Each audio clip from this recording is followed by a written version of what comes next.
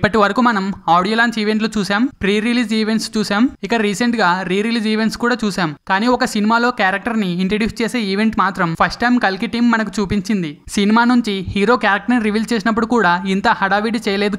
కానీ బుజ్జి అనే క్యారెక్టర్ ని ఇంట్రడ్యూస్ చేయడం కోసం మాత్రం చాలా పెద్ద హడావిడే చేశారు. రామోజీ ఫిల్మ్ సిటీలో ఏర్పాటు చేసిన ఈ క్యారెక్టర్ ఇంట్రడక్షన్ ఈవెంట్ కి ప్రభాస్ అండ్ నాగశ్విన్ తో పాటు కొందరు మూవీ టీం కూడా అటెండ్ అయ్యారు. ఇక ప్రభాస్ ఎంట్రీ బుజ్జి బాడీలో నుంచి అదే కారులో నుంచి దిగుతూ ఎంట్రీ ఇస్తాడు. ఇక ప్రభాస్ ఎంట్రీ ఇచ్చాక ప్రభాస్ కు బుజ్జి బ్రెయిన్ ఇష్టమా బాడీ ఇష్టమా అని అడిగితే బాడీనే బెటర్, బుజ్జి బ్రెయిన్ ఈ 3 ఏళ్లు బుజ్జి బ్రెయిన్ నా తల తినేసిందని చెప్పాడు. బుజ్జి బాడీ బెటర్, ఎందుకంటే ఇంత బ్రెయిన్ చిన్నదే నా బుర్ర అంతా తినేసింది. చూడటానికి ఇంత ఉంది కానీ యా బాడీ బెటర్.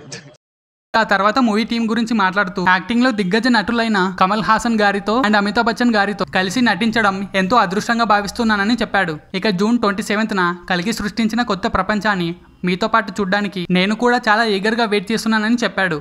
ఇక ఆ తర్వాత డైరెక్టర్ నాగశ్విన్ మాట్లాడుతూ సినిమాని వరల్డ్ వైడ్ గా 22 భాషల్లో రిలీజ్ చేస్తున్నామని అండ్ కల్కి అంటే కలియుగంలో కృష్ణుడి అవతారమని, ఈ కథ మహాభారతం కాలం నుంచి కలియుగ కాలాన్ని కలిపి చూపించాలనుకున్నప్పుడు ఈ కథ పుట్టిందని చెప్పాడు. ఇందులో పాస్ట్, ప్రజెంట్, ఫ్యూచర్ టెక్నాలజీని ఈ సినిమాలో చూపించబోతున్నానని చెప్పాడు. ఇక కేవలం బుజ్జి క్యారెక్టర్ కోసమే ఇంత భారీ ఈవెంట్ ప్లాన్ చేసిన నాగశ్విన్ మరి సినిమాలో బుజ్జి క్యారెక్టర్ ఎంత ఇంపాక్ట్ చూపించబోతుందో చూడాలి. అండ్ ఇండియాలో జవాన్ తర్వాత 1000 కోట్లు కొట్టిన సినిమా ఇప్పటి వరకు రాలేదు. ఇక ఇప్పుడు 1000 కోట్లు కొట్టే అర్హత కల్కి పుష్కలంగా ఉంది. అండ్ తెలుగు సినిమా స్థాయిని పెంచిన సినిమాల్లో కల్కి కూడా ఒకటి అవుతుందని కాన్ఫిడెన్స్ గా ఉన్నారు మూవీ టీం. సో ఫ్రెండ్స్, మీ అంచనా ప్రకారం కల్కి ఎంత కలెక్ట్ చేయగలదు అనుకుంటున్నారు కామెంట్ లో చెప్పండి. అండ్ ఫైనలీ మీకు వీడియో నచ్చితే డెఫినెట్ గా లైక్ చేసి ఛానల్ ని సబ్స్క్రైబ్ చేయడం మాత్రం మర్చిపోవద్దు.